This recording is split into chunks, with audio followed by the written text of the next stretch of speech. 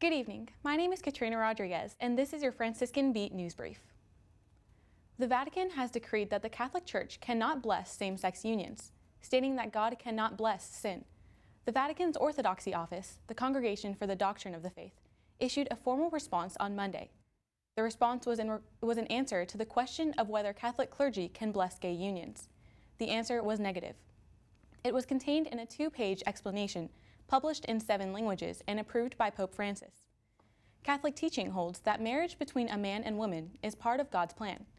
It is intended for the sake of creating new life. The Vatican holds that the gay community must be treated with dignity and respect. However, it holds that gay actions are intrinsically disordered. The biggest unknown leading into a March Madness bracket reveal more than a year in the making had little to do with bubble teams or top seeds. Instead, it was the not-so-simple matter of which programs would be healthy enough to play.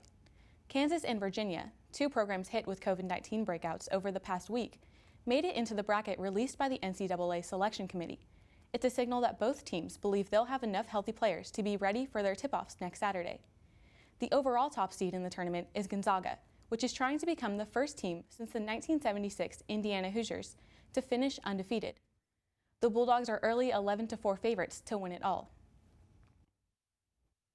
A powerful late winter snowstorm intensified over the central Rocky Mountains. Heavy snow and wind led to airport and road closures, power outages, and avalanche warnings. This was in part of Colorado, Wyoming, and Nebraska. The National Weather Service in Wyoming called it a historic and crippling winter storm. Denver International Airport closed its runway just before noon Saturday. The Wyoming Department of Transportation suspended plowing in the Casper area on Sunday. This was after several plows went off the road due to low visibility. Shortly before utility lawyer and lobbyist Sam Randazzo was appointed Ohio's top regulator over electric and power generating companies, he received $4.3 million from top executives at one of the companies whose fortunes would soon be in his hands.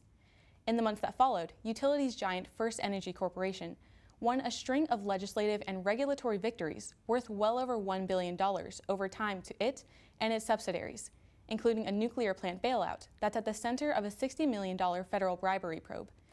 Investigators are now probing whether any of those deals were tainted by the payment.